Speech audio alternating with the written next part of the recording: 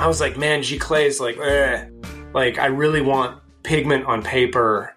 And, you know, screen printing was so great because, you know, I have this thing about color, you know, just really seeing vibrant, beautiful, like deep color, and, you know, layering color on color on color on color.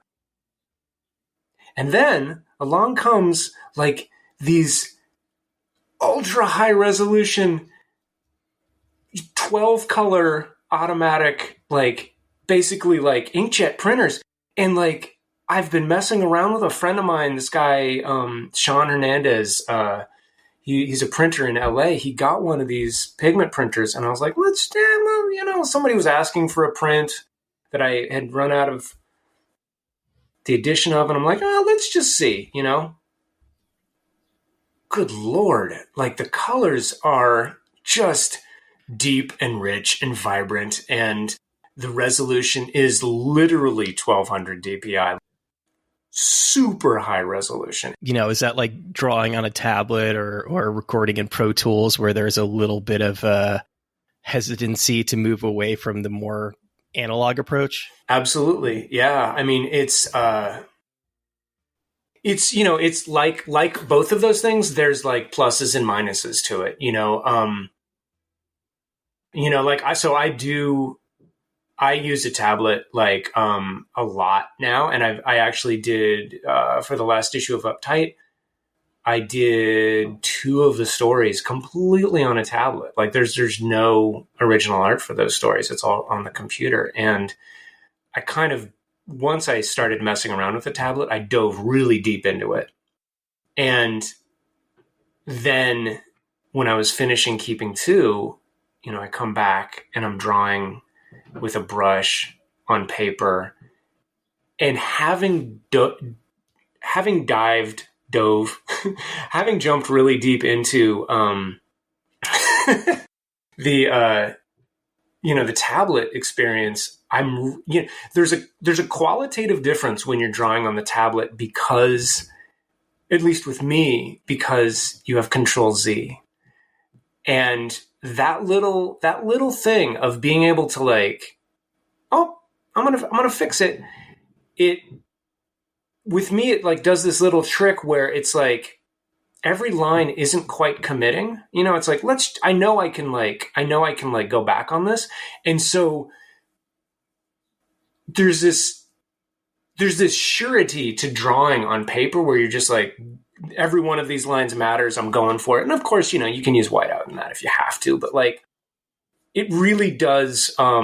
It's a little bit more of a focused experience drawing on paper. I guess it's an even better analogy than I had thought of initially, because that runs parallel to conversations that I've had with producers, music producers. I had John Vanderslice on the show a few times, and his thing is he's got an analog studio, and I guess there's one in LA now. It's that thing the first time everyone started using Pro Tools where all of a sudden you're spending like 3 weeks working on a kick drum because you know you can get it perfect. Right.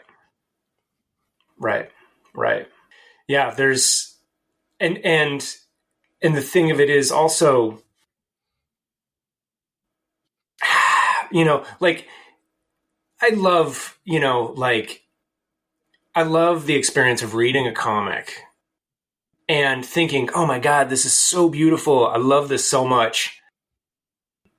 But then going back and looking at the art and going, oh, wait a minute. Like there's all of these kind of like that could be better. That could be better. You know, I very first had that experience with E.C. Seeger, you know, and man, you know, like gorgeous, like art. But then you look and you're like, oh wait, there's like his hands look kind of funky. And I mean, how cocky can you be, Jordan, to go back and second guess the work of E.C. Seeger? I'm not. Well, that's exactly it. I'm not second guessing it, because it's not second guessing it so much as it's like, there's this magic that happens with cartooning where you're reading it and you're fully immersed in it.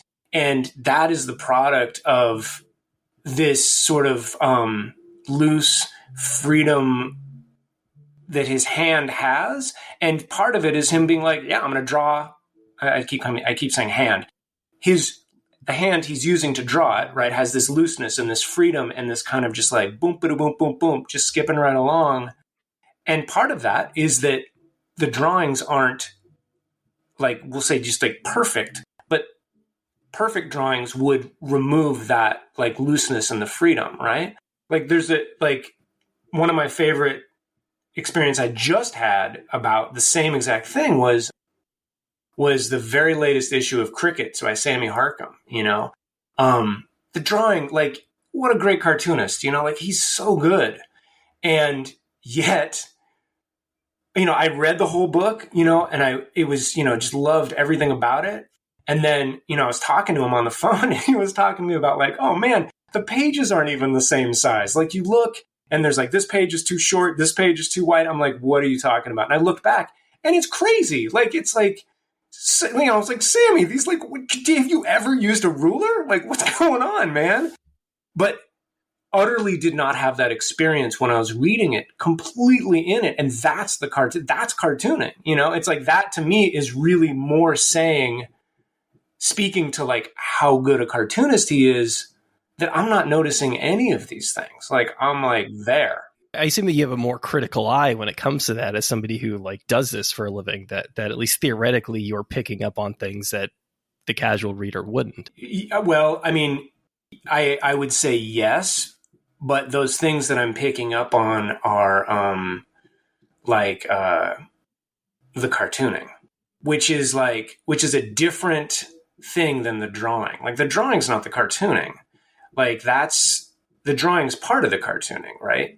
Like another great example of cartooning is like so you mentioned that Jaime print, right? After I made that Jaime print of the cover, I was like, okay, let's make some more Jaime prints. Like, yeah, you know, like it's going to be so easy. All I have to do, like literally every issue is full of the best drawings ever, right? So I go back, you know, I'm like, oh, I like this drawing. I take it, scan it, try to make a print out of it. Nope, doesn't work. None of his drawings. I mean, it's dangerous to say none, but I'm going to just stand on that because so none of his drawings in his comics can be prints. And what I realized as I was trying to make prints out of like, I tried this drawing and then that drawing and then this drawing. I'm like, these are all brilliant drawings, but they can't stand as a print because like his drawings are comics. They're like leaning up against each other. They're relying on the drawings on either side of them for, I want to say support. Like they look complete as images because of the images next to them. Right? They don't stand as single images. It's like trying to pull a frame out of a film and using that as a promotional still. That it usually doesn't work. Right. You know, but even more so in comics because like with film, like generally I think you can like, you know, I guess depending who you're talking about. Like, I mean, Jim Jarmusch, I feel like he's sort of an exception in that like each one of his he makes tableaus images. Yeah, they're very much like framed, you know, they could be still images, but there's movement. But like with comics, it's like this image is conveying something even of movement that does not, a single image that is conveying like movement and motion and also visual, you know, narrative information that that narrative information is drawn from what's around it, you know, in good comics. And so, you know, yeah, like so just pulling that out, it just erases all of that context and you're like, oh, where's the meaning? Well, okay, the drawing a single image relies on putting all that meaning in that one image. I've got your new book in front of me. Yeah. One of the few copies in this world just yet. But looking at it, especially looking at it towards the end, is there a way in which you think that you might be more of a Jim Jarmusch? I mean, there are definitely full pages and there are definitely really sort of meticulously crafted patterns at certain points in the book that I think could be pulled for a print. That's interesting. I certainly don't think that, Yeah, I mean, what I say about like Jaime's, the way Jaime moves from panel to panel is often, it's a different thing than I'm doing exactly. Yeah, I definitely, I mean, the way I put together a page and all that, it's very much sort of intuitive. It's not, I try to put together, well, when I'm putting together a page, it's generally putting together a spread to start with, so all of that is like sort of a block of information. And the way I do panels is very much like what visual information is conveying the narrative. So it's like the drawings are, I don't want to say they're not secondary. I want them to look beautiful and I want them to, be immersive and that sort of thing. But it's like, it is very much a like, this visual piece of information means this and this means that. And they all kind of like chunk, chunk, chunk fit together to make a statement, kind of like a sentence almost. It's like there's a visual grammar that kind of goes into it. And yes, some of those pages towards the end, in fact, he's standing up to grab something. So this was a panel towards the end. I ended up redrawing that as the as this little print that's going to go in with some of the books that I sell. And yeah, so that very much can. But you had to redraw it. I redrew it. It's basically the same drawing though. But so when I do a drawing like that, in my case, it would very much be like a breath. It's like taking a beat, because this drawing, while it does, there's a lot about this particular drawing that relies on, what came before it and what, these particular glimmers had a thing, going on earlier in the book. And so, you sort of understand the headspace, the sort of emotional tone of what's going on in that drawing. But it can also just be taken as a single image. And in the book, that definitely, the sort of bigger, composed images really do serve as kind of like a slowdown, just like everything kind of gets a little bit slower. And, before the next, kind of movement, type thing, There's a way in which it is a fast-paced book from the standpoint of jumping around from not only scene to scene, but like person to person. Yes. It's non-linear in a lot of ways. There's a lot of dream sequences throughout. Yeah. I mean, you make a point to distinguish the panels. Even with that on first read, it's really difficult to separate one from the other. Intentionally so. I mean, like you say non-linear, and yes, absolutely, it's very nonlinear. But as I was drawing it and how I kind of like approached it was super linear. Like it's like the simplest story. And then all of the nonlinear, well, the things you're calling nonlinear, the things which will very much be viewed as nonlinear, are just this, using comics, using the language to try and say like what's going on in this person's like interior like experience, in the moment. If you had removed that, it would be the most boring book in the world. Totally. Exactly. And that was kind of what I was so excited about, is this like telling a story that is pretty simple, pretty straightforward, but like by putting the interior experience in there. Because I mean, look, man, I get, I don't really do, I don't have like, car chases or, shootouts or, like all these things you see in movies. Like that just doesn't happen. This is a wildly violent book in a lot of places though. Wildly violent. There's a lot of gore. Yeah, no, it's a lot of really awful stuff happens. And that, that is sort of like trying to, that is something that, I will experience while chopping onions for dinner, like type of like, if something might be going on in my life that I'm, worried about, concerned about, I'll have these images flashing through my mind, these worries, these concerns, and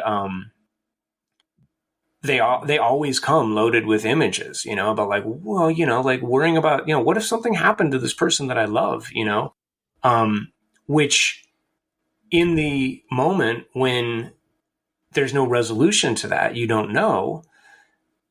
Oftentimes, I find my mind can spiral off on these pretty, dark places. And I've since, look, I've worked with that. I've definitely, You worked through that? I wouldn't say through that, but I've definitely I've acquired some skills that make navigating that experience, more, I'm more able to navigate that experience without completely falling apart. You know what I mean? I am a very anxious person. Yeah. Just generally. Yeah, same. Obviously. Right. And I don't think, by the way, I don't think it's very uncommon. Like, I don't think that's like, no, rare at all. I don't think anxiety is uncommon, and I don't think worst case scenario is uncommon. I don't know whether or not this is common. Because I certainly don't experience it in the same way. I definitely sort of expect for the worst and oftentimes imagine the worst. Yes. In this case, like if somebody doesn't come home when they're supposed to be home, what horrible thing happened to them. Yeah. And I'm sure that as the father of two kids, that just amplifies a million times. But it's the extremely like real graphic representation that is where you diverge from me. Well, it's funny, I mean, like, yeah. So I do. So I realized, like, as I've been working on this book a long time, so it's really, been sitting with like, what is going on for me, when I'm having these experiences, like what's actually happening there and why, so sitting with that for a really long time, I realized like a big, big part of what images I'm getting when I do feel like, oh no, so-and-so isn't home, when they said they would be. And that these images unbidden leap into my mind, where are they coming from? And I realize after the years of working on this that many, many of those images just come from movies. They just come from movies that I've seen. They're just burnt wholesale, just adapted to my particular situation.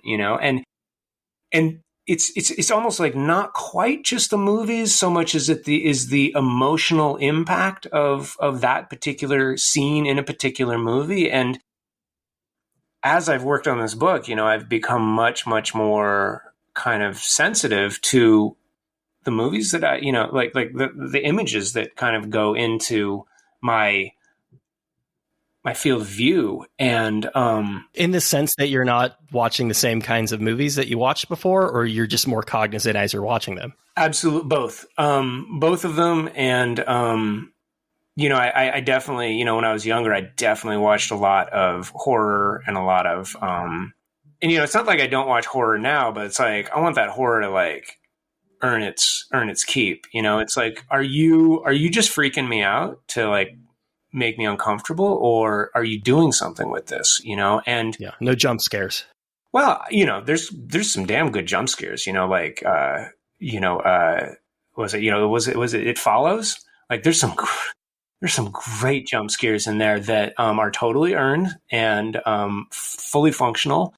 But there's a lot of movies that are just, I just kind of entertainment, just like, hey, we're going to do this thing, blah, blah, blah, and it's not earning its keep as a story. It's not like doing anything but like sort of giving me something to watch. And so I've definitely become a lot more, I don't want to say impatient, but like, like I turn stuff off all the time now where I'm just like, meh, I checked it out, whatever, it's just doing this thing that, it's just like content for content's sake. Who cares? I think that's just part of living in the streaming age too. Right. I mean, I think about this a lot in terms of music, I mean, it's such a cliche old man thing to say, but the difference in going to a movie theater versus watching something on a streaming service, or going to a record store and buying a, $18, $20 CD, even if you don't like it at first, you're going to take your time with that thing because you spent your hard-earned money on it. Right. Instead of jump, which is what we do now. Right. Mm-hmm. I mean, you've got a million movies on Netflix and you just flip through them if they don't hook you in the first 5 minutes. Yeah. Yeah, absolutely. And, And I guess that's definitely worked kind of counter to me because it's like I don't watch movies very often, and now at home, streaming, and I it's great to be able to actually go to the theater. Like it's a real like let's take time out and watch a movie rather than, and that tends to be it just it's a richer experience. And but I don't get out to the movie. Yeah, whatever. There's that movie, that movie I've been meaning to see, the what is it, Everything all the time. Oh yeah, Everything All at Once. Yes. Haven't seen it yet. I was in love with the preview. Oh my god. Everything Everywhere All at Once. There we go. Yeah, and I'm like, gotta go to the theater to see that movie. It looks amazing. But yeah, I don't know. I definitely have not. I've sort of really cut back on a lot of the video images, like I'm just like it because I see how big of an effect it has on me. When you go back, and not that you go back and reread your work, but if you were to go back through Keeping Two, could you point to specific images and panels that in a certain way came from a certain film? That's a good question. I don't think so. I mean, there's definitely a sort of trope in several movies of the sudden car crash. There was a while when that was just in every movie. Yeah. And I had somebody in my life who died in a car crash not long, and that was just like it felt very traumatic when it is just every film used that. Yeah. That particular trope really, I think if I had to like jump to any particular movie, it wasn't called Revisions. It was it Adaptation? No, it was The Orchid Thief. Yeah. It was not Adaptation. It was it was Thief. Adaptation. Yeah. Adaptation. Okay. That's right. Yeah. There we go. Yeah. Weirdly enough, the two that popped in my head were that and Meet Joe Black, which I don't think anybody remembers, but there's a very graphic car scene. That specifically I saw after I had my own car crash. And I do have a very visceral memory of that film because of exactly that. Yeah. That, but that particular trope is something that like, I think, was definitely, because I've never liked cars, like I remember like when I was a kid and I read that Ray Bradbury didn't ride in cars because he was like, nah, they'll kill you. Like I'm just never no cars, was that? Yeah, it was no cars, right? Yeah. And I think, or was it no airplanes? Maybe it was no airplanes. How would he get around if it was no cars? No, I think it was no airplane. You're probably a lot more likely to die in a car than an airplane. Yeah, I feel like it was, I forget. It can't be no cars. Like, how would he get around? It was just flying saucers for him all the time. Yeah, right. But he famously he was not a fan of cars. And, I really appreciated that. And, and then just reading, like that was one of my, one of these formative, like, things in statistics when, just in understanding statistics at an early age, where it was like this idea of like, you're comfortable with something, but that doesn't mean it's safe, and so cars are extremely dangerous, whereas airplanes are very safe, even though you feel much more uncomfortable in an airplane and safe in a car. And that kind of stuck with me. And, cars, man, they're, so I would say, that of all the movie tropes, that particular one kind of really stuck out to me. And this is probably the case for all tropes, but this is certainly one that I think really we experienced in real time in our lifetime. That it was, that movie adaptations specifically, it was very effective in that because there just wasn't a lot of that before that movie, and now now it feels a little cheap, right? Now it feels like a really sort of cheap way to draw people in. Right.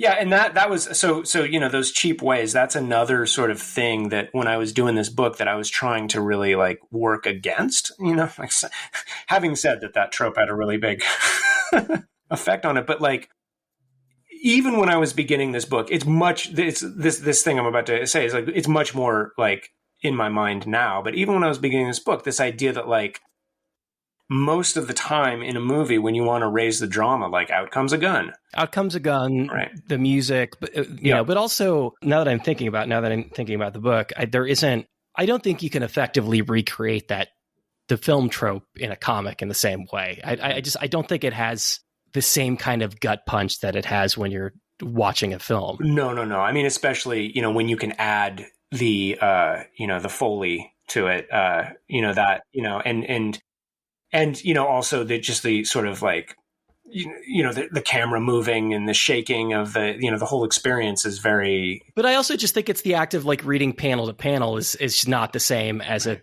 I mean, there is something, and this is almost like that. I don't know if it's apocryphal or not. I don't think it is. That story about the people watching the first film of a train, and they all like jumped up and like got out of the way because they thought it was coming toward them. Right. I mean, obviously we, acclimated to movies now, but there is something that they're able to do in a very effective and visceral way when something really does come out of nowhere. It's the jump scare thing. Mm-hmm. When a jump scare is effective, it really does affect you. Yeah. Yeah. And I think, yeah. And the thing I think that's behind the sudden car crash and the jump scare in some instances is this, and certainly like something I was working with and keeping too, is this idea of sudden loss, like everything's cool now. But that doesn't mean I'm not going to just suddenly lose everything. This sort of catastrophizing that I think is done a lot in stories, and is sort of, it feels like it's something that's also very it's like a continual story, a continuous kind of narrative, in media, in the news, just something that I think is constantly at the forefront of our experience when we engage with media, at least in terms of the frightening part of it, is this idea of sudden loss, that your life might not be the same today. And, that particular thing has been, and is, a difficult one to navigate, and,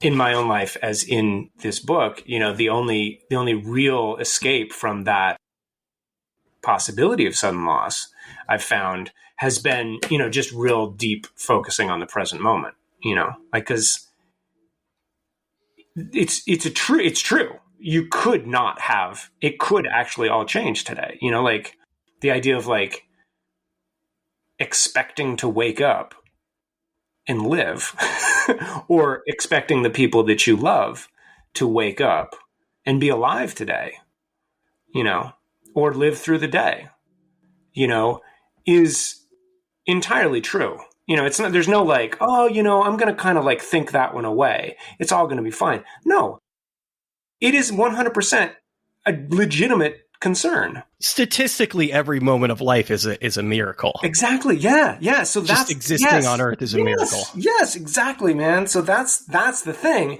And so the only escape from that, like, catastrophizing of like, well, okay, acknowledging that, it all could be gone in 10 minutes.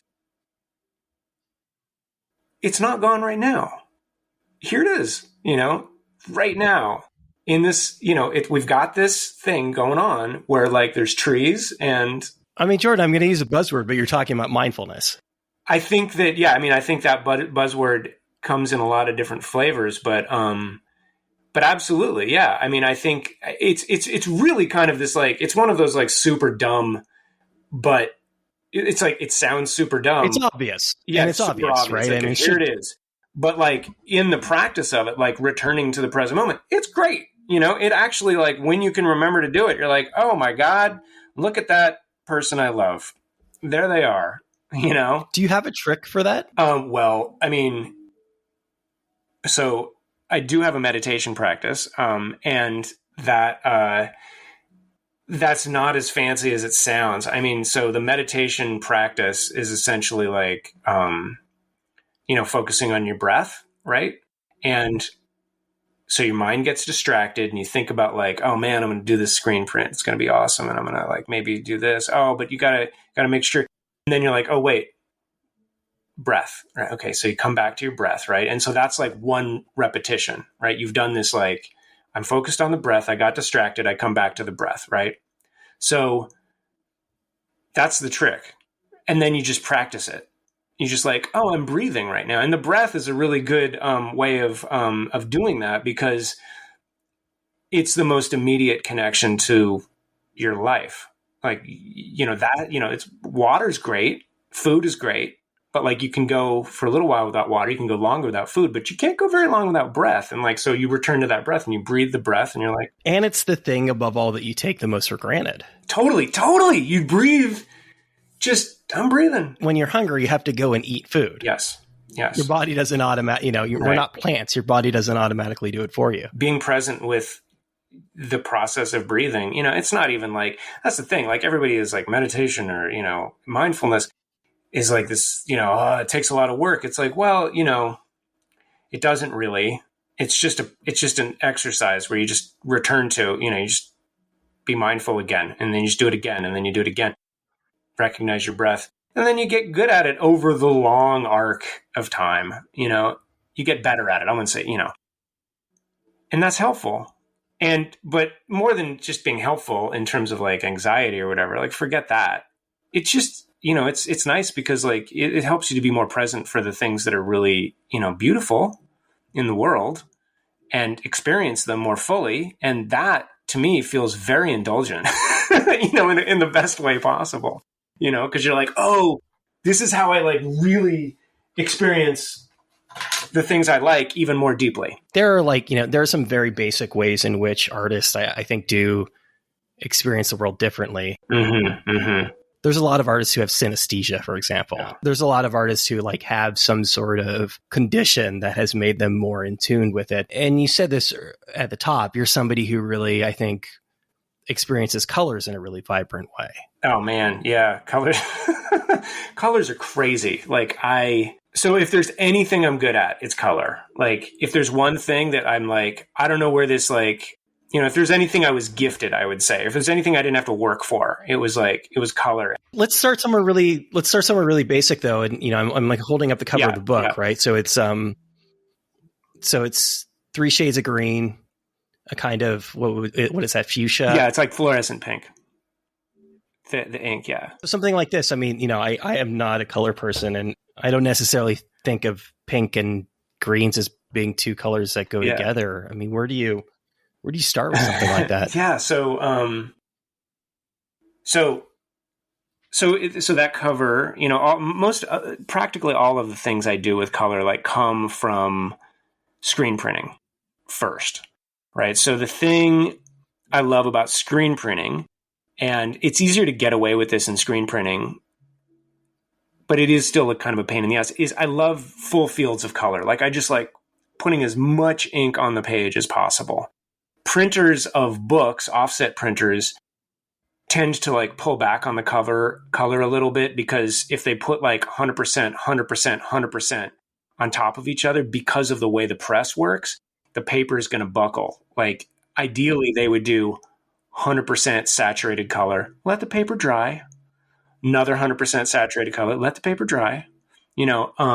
That's prohibitive. Even if the paper can handle it, that's a lot more time we're talking about. Exactly. It's prohibitively expensive to actually do that. So they want to print all the colors at once. And so they necessarily like have to pull back on it a little bit. So I don't get my like deep, like just, I want to just like grind the pigment into the page, just like wah. For like a mass produced product. I mean, at very least this it pops. Yeah.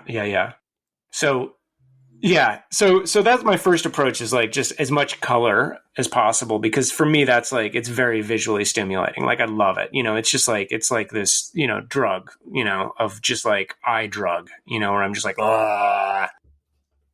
want to just inject my eyeballs with as much color. So there's that. Then the other thing of it is, a lot of the times when I'm screen printing, I do this thing with, like opposite colors to create the line art. So like, when I say opposite colors, like the most basic idea of opposite colors is red and blue. Red and blue, they overlap, you get black, or you get a very dark color. And I really love that effect.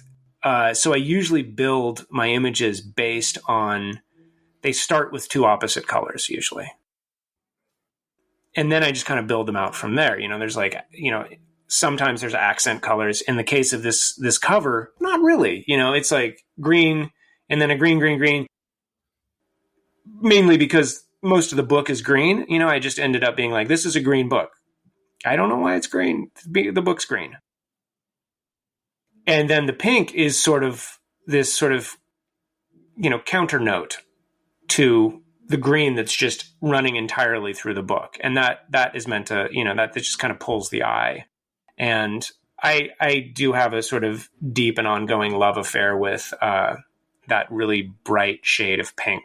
As you said, the book is, and I'm looking through it now, like almost exclusively green. Now there's a lot of different shades of green, but it's not complex from that standpoint. Is that just the limitations of printing a book? Is it time? No, it's more comics. Like I was like, so the green in the book is more like, I really like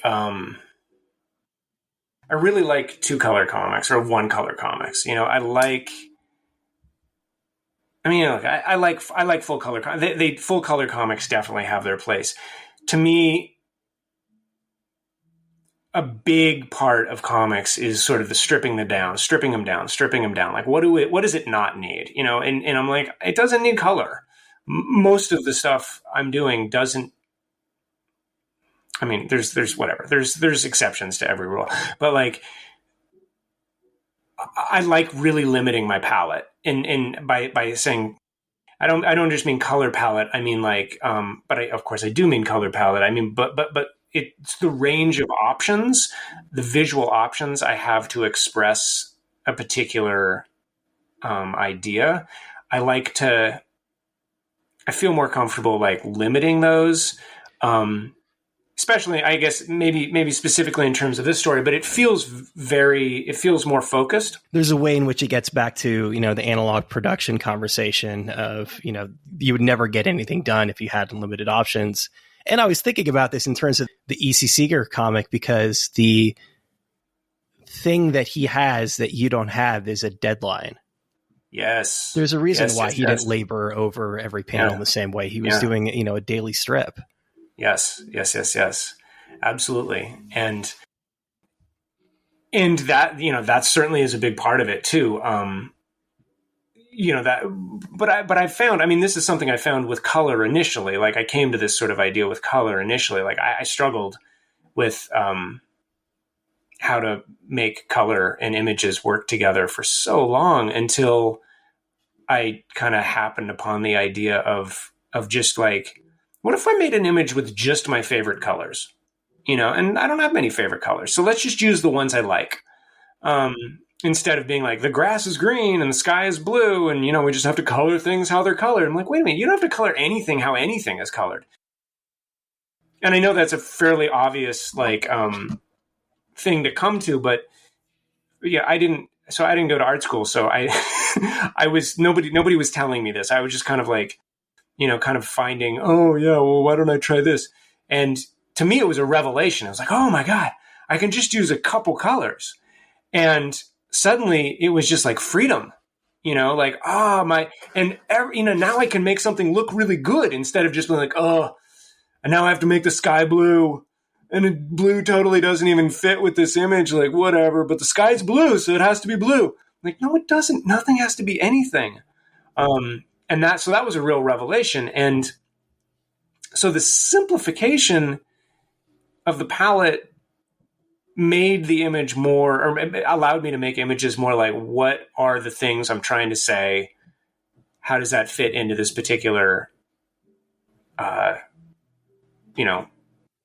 group of tools that I have to say it with? And so finding ways to say something with limited color palette is definitely a more interesting challenge than just being like, well, you have all the colors in the world, whatever, you can say whatever you want, blah. Same thing, it's the same idea of like the sort of narrative approach of like, how do you express somebody's thoughts? In my book, it's pretty basic. It just goes without panel borders, right? But I never would have like happened upon that if I would have just been, like, because in books you just have to write like he thought, or if if I would have written like narrative, that said like, or narration that said like, meanwhile in his thoughts, you know, it just it's limiting. It allows it to be simpler and more, I think, more effective, more seamless. It's a line that you had to walk in this Yeah. to both to both give the reader the tools to determine what is real and what isn't, but to also make an effort to make it not entirely clear.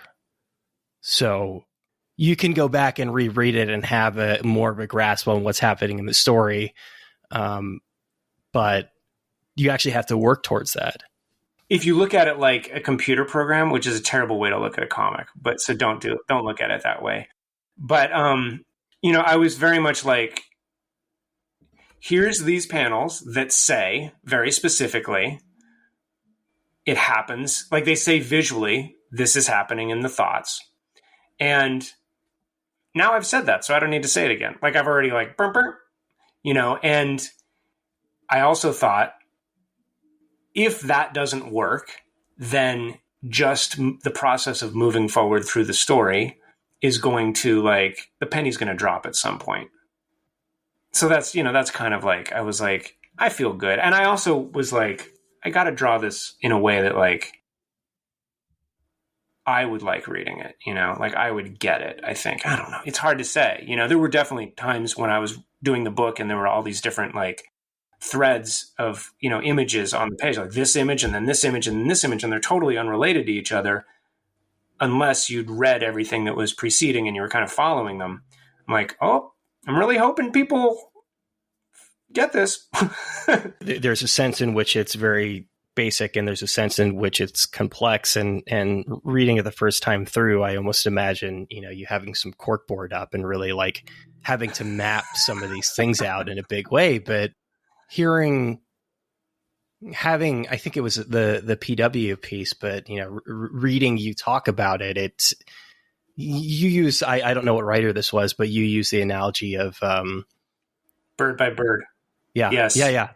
That was it's one of those, like, because I did read that in college. I was a creative writing major. It is one of those like one of those books that everybody reads as a creative writing major. Like On a Winter's Night at Traveler, that. Right. Yeah. I get the sense from that analogy that the story was unfolding as you were actually working it out on paper. Well, it was certainly becoming more complex. I mean, like I said, like, because it's such a simple story, that was starting out, like I knew where it was going to end up. Like I knew exactly where it was going. And so then it became a matter of going as deeply as I possibly could into each of the moments along the way of getting there, right? So it's just like kind of each moment, I spoke about like color being saturated. So it was the same idea, like let's really saturate each moment with as much experience, internal experience mostly, as it happens, as it unfolds. And so while I knew the sort of basic, like, person goes here, person goes there, person goes there, the sort of things that happened while that was happening, that was what definitely was what I was finding out as the story went on. I was like, I know there's some catastrophizing, but I also know that there's other stuff too, because it's not just you're not just thinking about one thing. And so sort of following those threads of internal experience as they unfold and as they relate to, as they come back in the story too. That's the other thing. It's like, I mean, I've noticed that like a lot of my internal experience is, a little bit repetitive, not as I'm experiencing it. And that's what I'm trying to, do in the book is like, it happens and it's not like, oh gosh, this again, but it's like, it's a note that you kind of return to, and and then it sort of relates to other notes, parts of a composition, maybe a musical composition, where you're like this particular theme, and then you get this particular theme, and then they start to overlap, and then you start to see how they're related and how they play off of each other, how they sort of hold each other up. One of the consequences of that is, especially if there's a sense in which you are sort of going for a little bit of that jolt. Yeah. If you watch a movie and a car crash happens 15 times, a little bit of the novelty is lost. Yeah, no, absolutely. And that's totally, it's interesting, like having that get a little old is,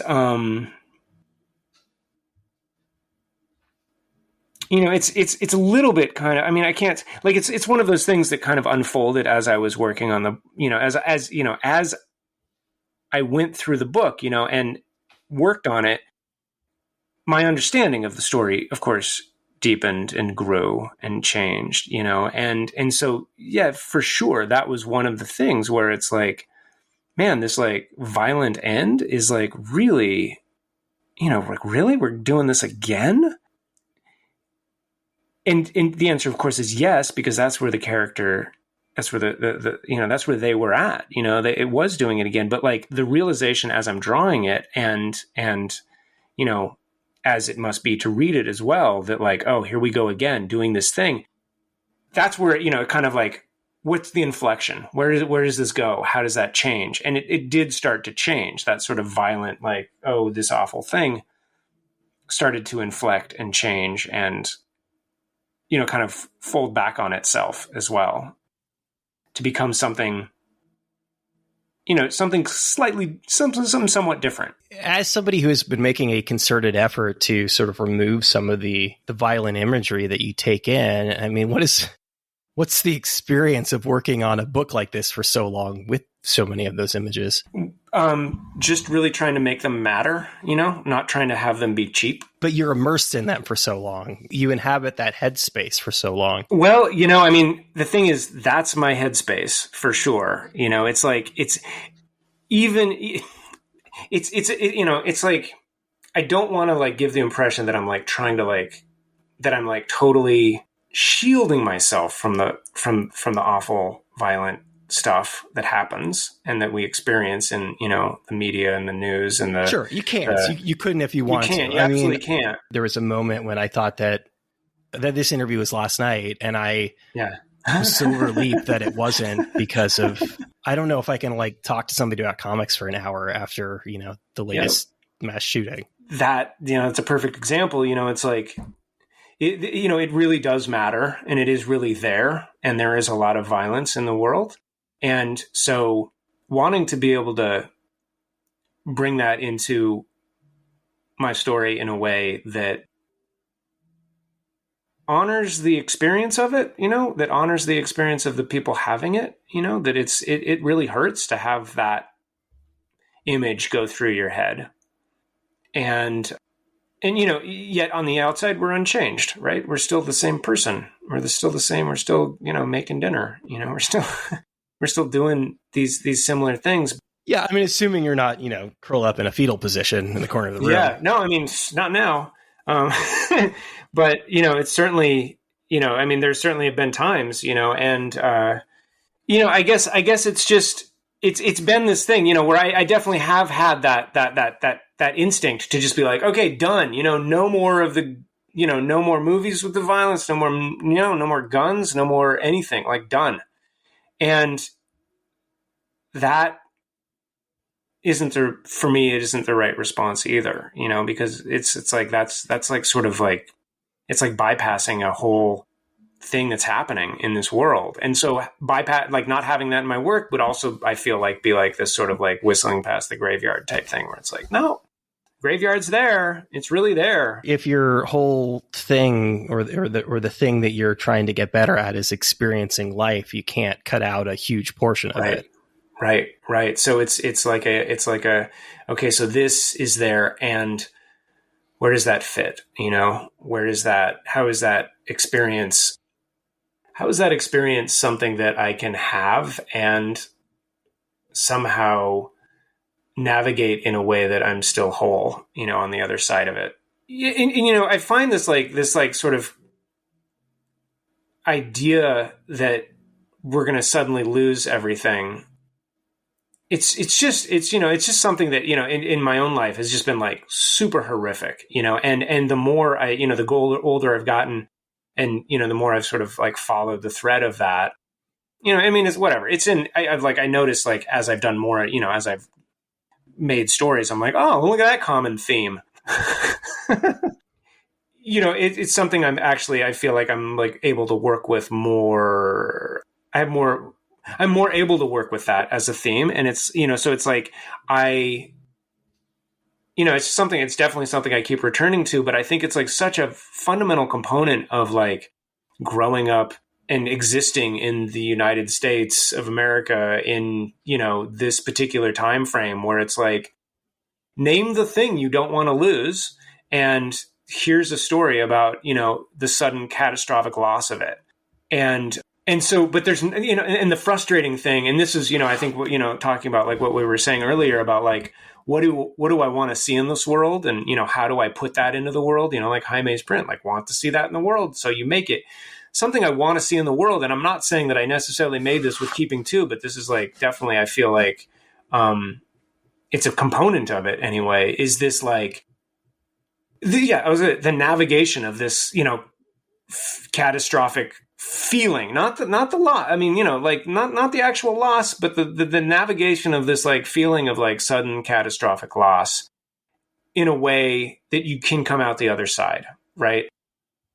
I don't see a lot of stories and that sort of navigate that. I see stories where there's like, a lot of heroism and a lot of like, oh, we beat our way out the other side. And so therefore we're good. No, you're not good. You're fucked up because you fucking had this horrible experience that was just like that we watched in the theaters. And now now you have to deal with all the trauma of like, fighting your way out the other side. Like you're not good at all. Like there's this whole your kids aren't going to be good. They're going to be experiencing the ramifications of this incredibly stressful, awful experience you just went through in this movie. Yeah, or if you're Superman, a million people died during that final battle.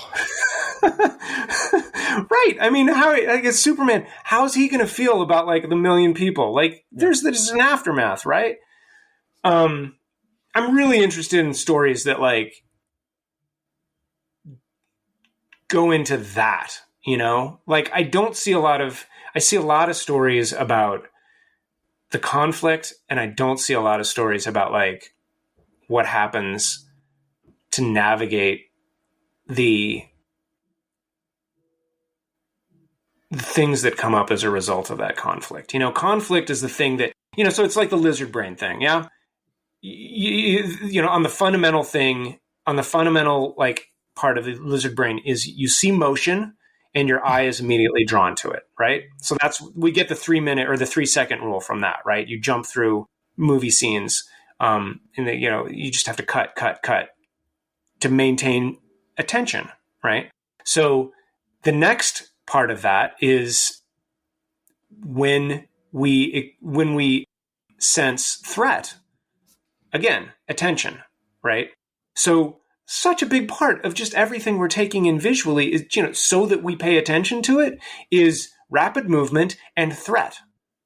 Just on the most fundamental, like, just to keep our attention. Instinctual evolutionary things that are built into us that, yes, if you didn't have that 10,000 years ago, you'd be dead.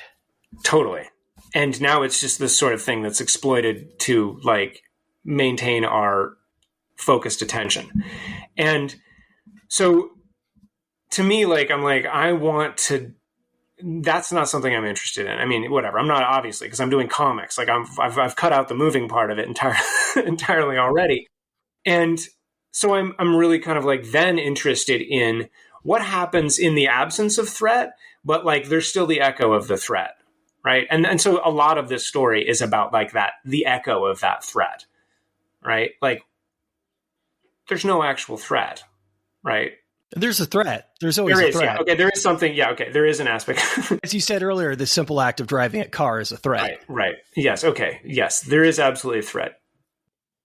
And there's this sort of echo of, just this constant, like, something bad's going to happen, something bad's going to happen, which I think is like absolutely something that's generational.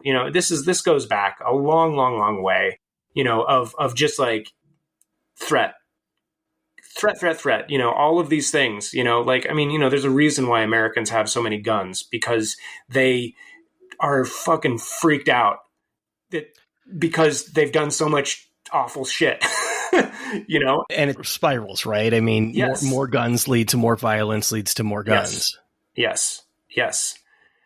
And so, yeah, as I'm trying to say, I'm like really interested in the story of like what happens with those, the echo, the threat, the echoes of threat, like what does that look like, And so I think this is much of a story about like, because, the other thing is like, they're reading that book, and this book is about this catastrophic thing, this super awful thing. And, it's like, as I'm writing this, as I'm coming through, I'm realizing this is something that they're putting in, they're like putting this into the sort of, the experiential hopper, right? It's just like, this is what's next, here you go, put the feed in. And this is what, this is what's going to show up on the feelings index, later. Ka-chunk, there it is. Now you're feeling that feeling that you just experienced in a book. And what happens in your life as a result of that echo? Boom, boom, how does it fit together? It's just something, I've been following that in my own life as well. And it's just this interesting thing of like navigating that, and then choosing how do you be more intentional about what you put into that, experience hopper, hopper, like a grain hopper, it's what feeds. Yeah. It gets back to the initial idea of putting something out that you want to see in the world. Right. Yeah. And so, that's something that I feel like I'm just getting started on is this kind of like having these really, like having these stories that have this, deep trauma, deep suffering, but also having, what is the echo of that? What does that look like, as it's integrated into like a person, as they live their life, where does that go? And because it's all, and I'm like, it's dramatic, and it's that thing to me, like, it feels like this is a very dramatic experience to have as a person. How does that become a narrative? The most profound thing to me is the way in which trauma and love are connected, and yes. The way in which sort of appreciating, your significant other is in a lot of ways a result of sort of experiencing that trauma mentally. But also there's a moment in the book, and I don't know if anybody's pointed this out, but it really jumped out at me, where he is thinking back to a time where he was humiliated in front of a group of people. And there's a and it's just a very comicsy thing that only comics can do well, where he's remembering it and the anger is juxtaposed with the laughter of experiencing it again. Yeah. It gets to the way in which that distance can allow you to process things completely differently. Yeah. And I love that about comics, that's one of my favorite, that's my favorite things, like I putting this experience next to this experience, and then just doing that again and again, so the experiences like overlap and go down and go deeper and deeper. I mean, like the first place I ever really became aware of that was with Gilbert Hernandez, where he can sometimes, he'll just go decades in between one panel and another, and it's like this idea of like, oh, you're just putting these things together and then a third thing comes out of them. And then that's how the story gets told. To me, that's just this magical thing. You have to like train your brain to read it. I mean, I remember the first time I read a Palomar story and was just completely confused. Yeah, you do. I mean, but yes. I remember feeling almost like the pages had gotten mixed up in the printer. Yeah. Yeah, no, I get it. And I mean, but it's, it's this visual language, you know? I mean, and when you say training your brain, yeah, you totally are, because it's not only a visual language, it's, in that case, Gilbert Hernandez's visual language, right? And so it's not just like this thing we've all agreed on. That's another thing that's like really thrilling about comics is like, you know, a lot of cartoonists are inventing their own. I mean, Jesus Christ, like Ron Reggie's recent book, talk about inventing your own like visual, like having a totally new visual language. Like he's going all over the place. Like he has always been somebody that like brings more and more, inflection to the, comics language, and it's all rock solid. It's all just like very, like it all checks out, right? He's not just like putting stuff down and comics are neat. No, it's all like very grammatically structured, but like you are training your brain. You absolutely are. It's a visual language that is like, in many cases, unique to the person making it, and that's, that says a lot. That's like, it is work. It can be work, because and that's also, I guess, what's really exciting about it to me is that, at its best, I feel like it's like bringing new ways of experiencing images, to the page, right? I mean, you can just tell a comic like a movie, like I've seen plenty of comics that are just, they're obviously storyboards and it's fine. It's like a story. But like, to me, I'm like, man, she's just like, you're missing like 3/4 of the exciting things about like, bending and twisting and warping the fabric of what this can be. In a straightforward way. I don't even mean to be like let's do experimental comics. I'm not saying like let's do weird experimental comics. I'm saying like let's just like expand the grammar. And it's cool, like I've seen it spill over into, a lot of times, I'm like, oh, I see in that movie that totally happened from comics.